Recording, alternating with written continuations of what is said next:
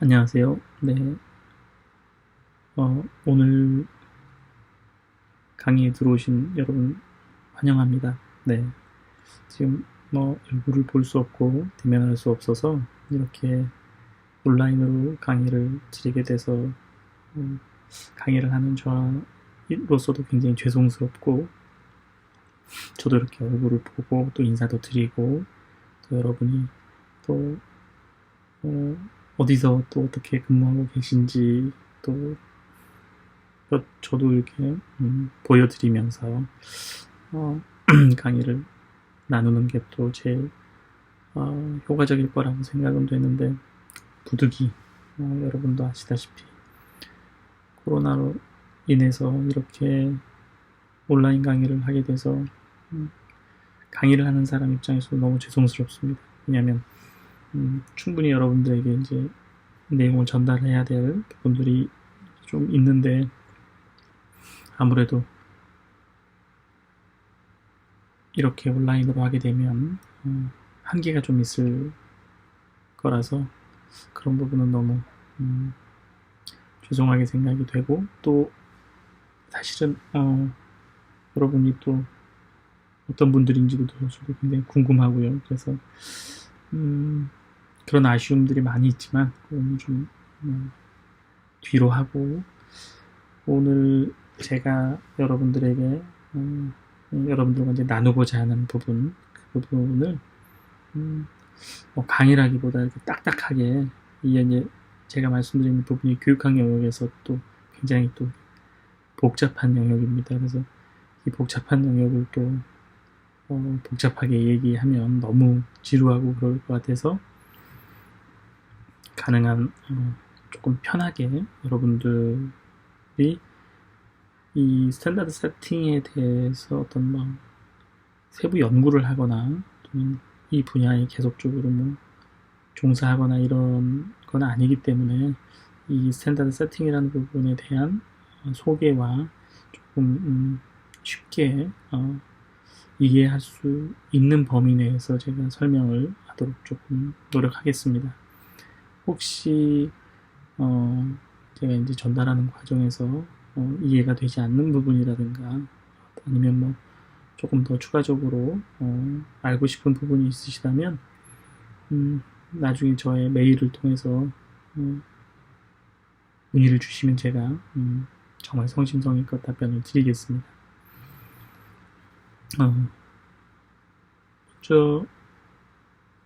여러분 얼굴을 이렇게 보면서 한 분 한 분께 인사를 드려야 되지만 지금 그러지 못해서 제가 제 소개를 시작하는 걸로 시작을 하겠습니다. 이 제 소개 부분은 조금 제가 이 교육학 영역의 주제를 여러분에게 이렇게 또 전달할 기회를 갖게 된 또 저의 이유, 다시 말하면 저의 또 교육학 영역 쪽으로의 활동, 그런 부분을 조금 소개하고, 어떤 부분을 또 하고 있는지 이런 부분을 좀 같이 포함해서 얘기를 조금 해볼까 합니다. 먼저 저는 여기 나온 것처럼 중앙대학교 병원에 근무하고 있습니다. 여기 보시면은 이 중앙대학교 병원 로고가 붙어있는 버스가 보이시죠? 이 버스는 환자 수송이나 이런 수송용 버스는 아닙니다. 네. 어떤 버스냐면 이 안에 간단하게 진료가 가능할 수 있는 장비가 세팅이 되어 있습니다. 포터블 엑스레이 장비도 있고요. 그 다음에 초음파 장비도 있고요. 그리고 간단한 체열을 통한 검사가 이루어질 수 있도록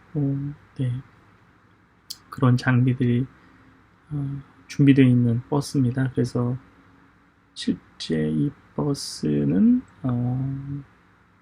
의료봉사라든가 그런 기회에 많이 사용되고 있습니다. 그리고 이제 구체적으로 다문화 과정 의료봉사에 이제 관심을 많이 보여서 활동을 지금 많이 하고 있는 저희 병원 차량입니다.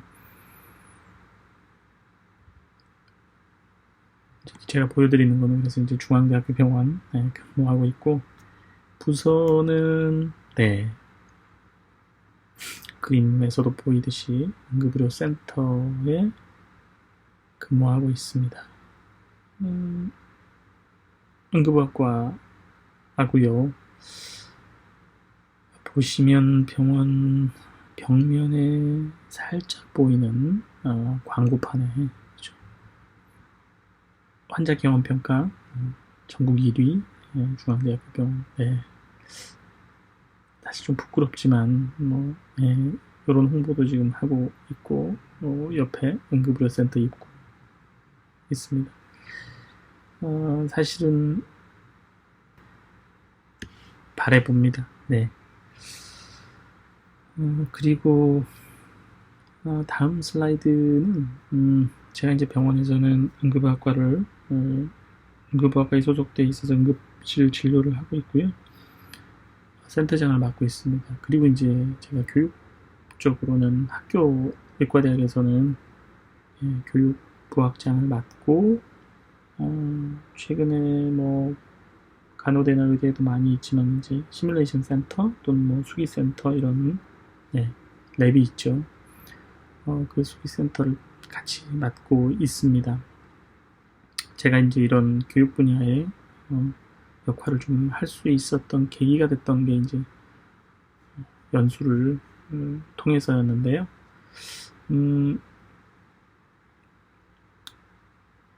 조금 환기시키고 다른 나라 사진을 좀 보는 의미로 외국을 보는 의미로 제가 연수 때 인연을 맺었던 학교에 대해서 간단하게 좀 보여드리고 또 최근 코로나 관련해서 또 소개될 자료도 있고 그래서 보여드리겠습니다. 이 제가 연수를 갔던 곳은 영국 런던에 있는 의과대학이었습니다. 퀸 메리라고 하는 대학의 의과대학인데요. 우리나라와는 조금 이제 영국이 다른 의료 체계를 갖고 있고 또 교육 체계 특히 이제 대학 체계는 조금 우리나라는 좀 다릅니다. 그래서 간단하게 그냥 이렇게 축약해서 설명드리면 영국의 런던 같은 경우는 대학병원들이 그렇죠. 우리나라처럼 이렇게 산재되어 있습니다. 그런데 이 대학병원들이 커버하는 진료 권역이 구분이 되어 있습니다. 그래서 NHS에서 그 진료 권역을 다 이렇게 구분해서 역할을 맡고 있습니다. 그래서 제가 갔던 퀸 메리 의과대학 같은 경우 소속 병원들이 몇 개가 있는데 그 중에서 이제 여러분에게 소개할 병원들이 한 3개?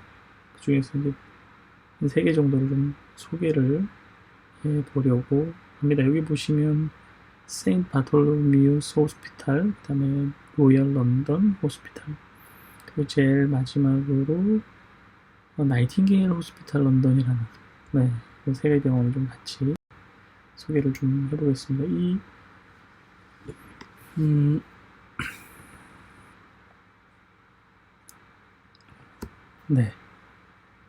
뭐 런던의 그림인데요. 아마 여기 계신 강의를 들어오신 선생님들도 뭐 올해 전반기에 해외여행 계획을 많이 세우신 분들이 있으실 텐데 정말 안타깝습니다. 우리 선생님들 중에서도 열심히 연초에 계획을 많이 세우신 분, 스케줄을 맞추고 또 항공편도 예약하고 하신 분들이 있는데 안타깝게 지금 코로나로 인해서 그 일정들을 다 또 취소되고 환불하고 뭐 그런 또 아쉬운 또 일이 또 있었습니다. 그 아쉬움이 달래질 수 있을지 모르지만 한번 외국 사진을 제가 좀 올려봤습니다. 이 퀸 메리 유니버시티 오브 런던이라고 하는 대학은 여기 보시면 유니버시티 오브 런던이라고 이제 이름이 붙는데요. 영국의 런던에는 런던 대학이 있습니다. 여기 보면 유니버시티 오브 런던. 네.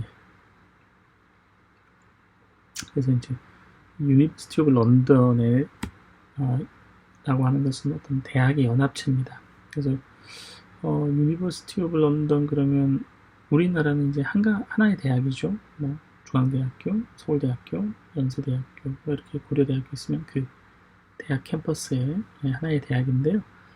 런던은 유니버시티 오브 런던이라고 해서 런던 연합대학입니다. 그래서 이 유니버시티 오브 런던에는 퀸 메리 대학도 있고 킹스 칼리지도 있고 또 뭐 임페리얼 칼리지도 있고 여러분들이 많이 들어보셨던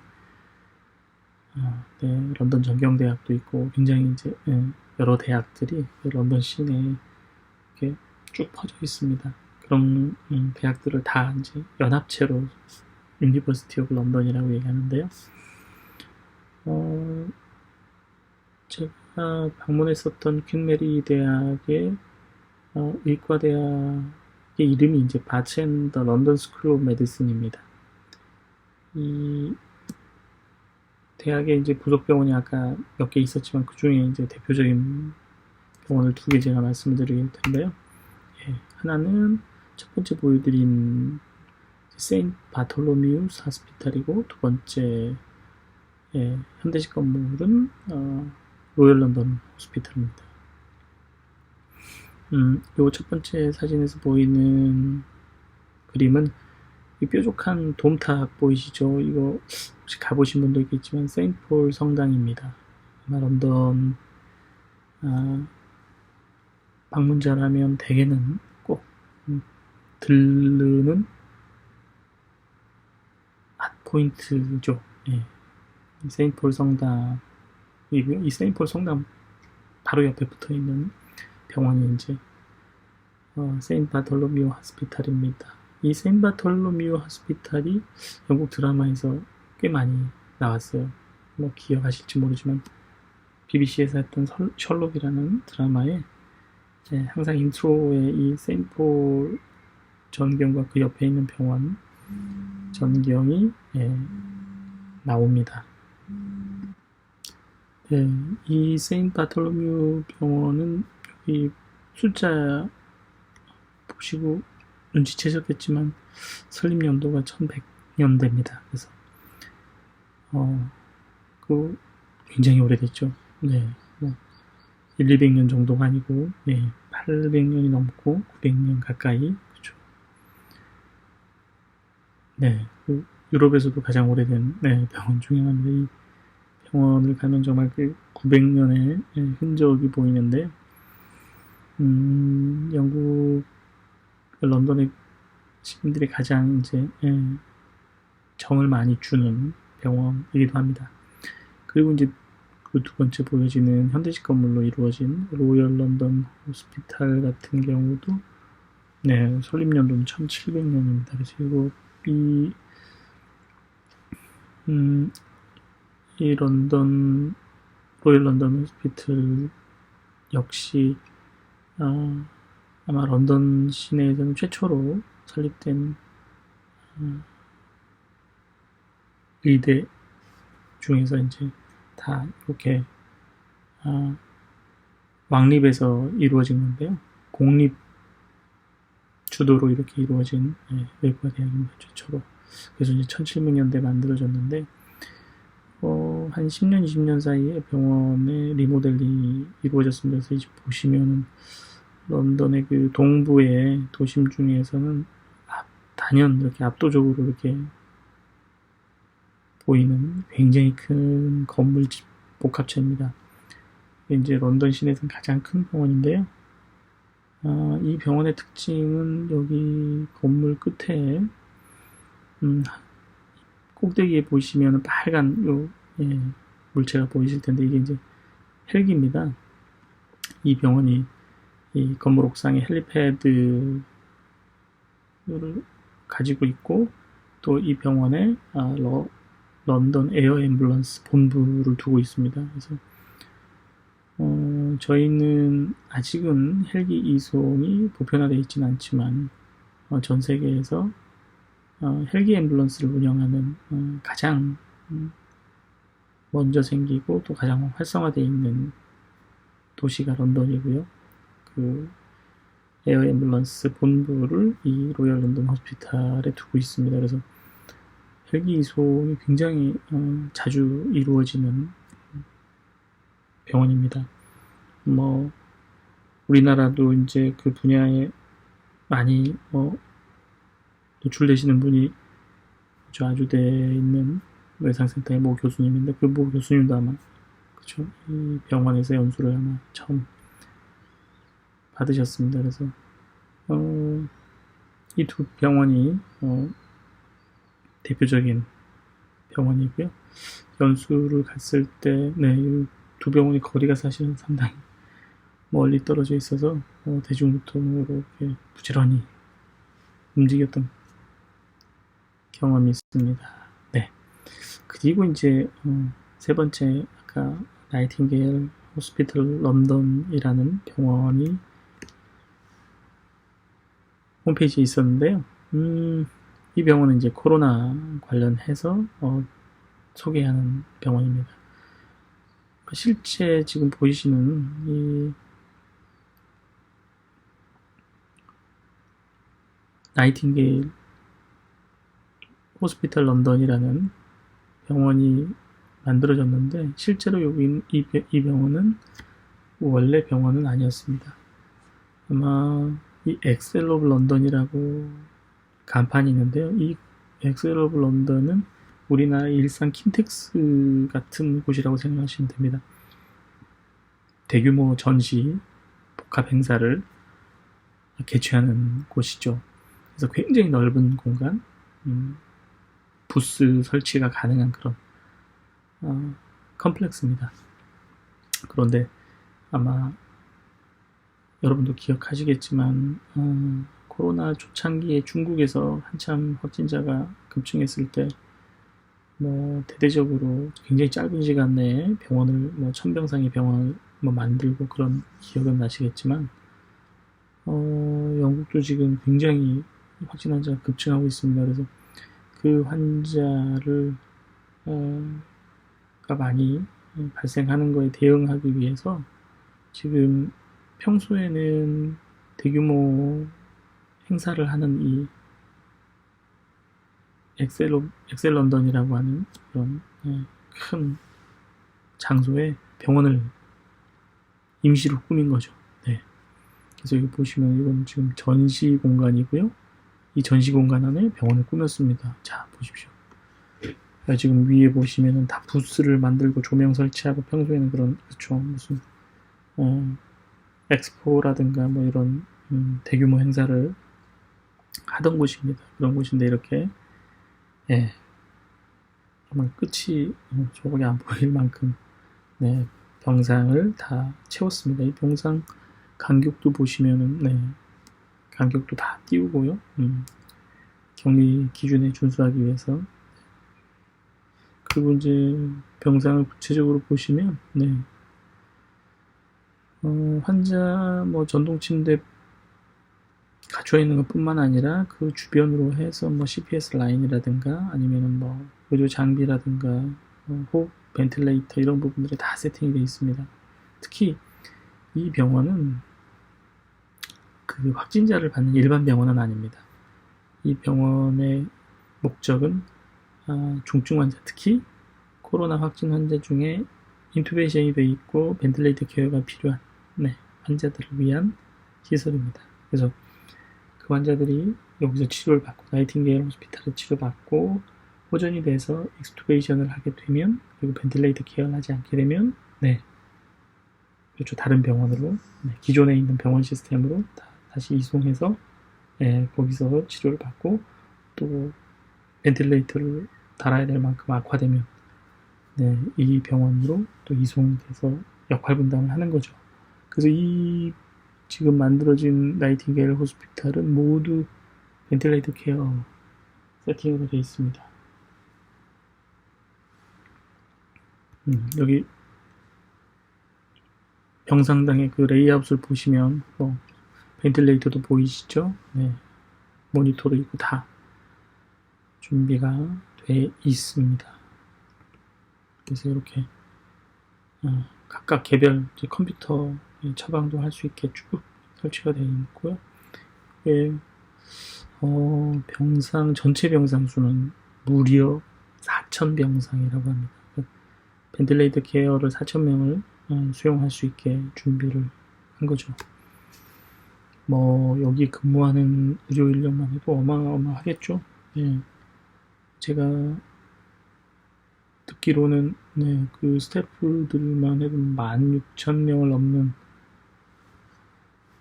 굉장히 큰 규모의 병원입니다.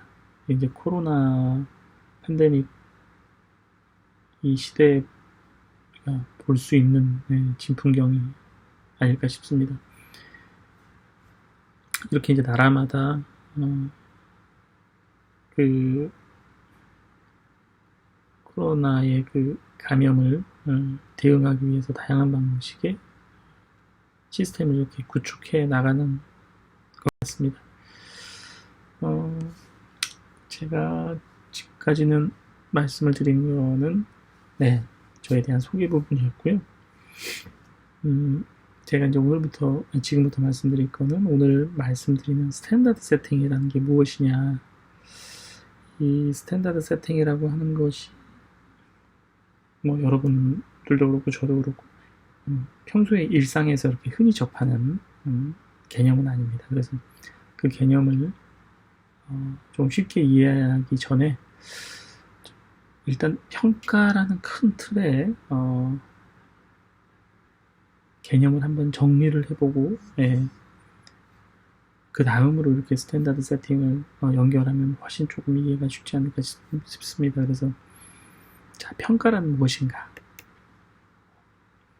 여러분 교육학 영역에서 평가란 무엇인가를 설명하려면 또 정말 많은 역사를 끄집어내야 됩니다. 그리고 또 많은 교육학자들의 모델과 주장을 끄집어내야 되는데요. 그런 학술적 접근보다 조금은 직관적으로 우리가 그동안 받아왔던 평가, 정말 예를 들어서 좀 쉽게 말하면 정말 지긋지긋하게 시험을 보지 않았습니까? 유치원, 초등학생, 중학생, 고등학생, 대학생, 대학원, 대학 졸업하고 간호사가 다 면허 따고 나서 이제는 평가가 없을까 했더니 그렇죠, 여러분. 지금처럼 또 대학원을 오셔가지고 또 평가에서 벗어나지 못하고 있고, 과연 이 대학원을 마무리하시고 나면 평가에서 자유로우실까? 아니라는 거 아시겠죠? 아닙니다.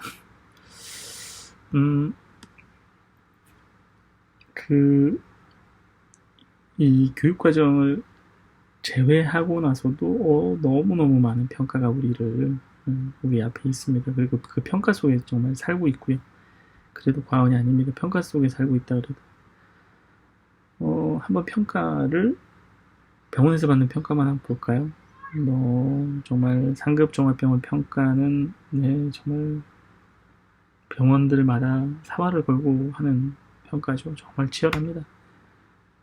뿐만 아니라 병원 내 환자 개원 평가, 환자 개원 평가까지 또 해서 발표를 하고 있고, 또 들어보셨겠지만 의료질 평가라는 게 있습니다. 이건 또 병원 내 경영자들이 굉장히 관심 갖는 부분입니다. 왜냐하면 이 의료질 평가 관련한 또 수가가 있고요, 지원금이 있기 때문에 정말 또 치열합니다.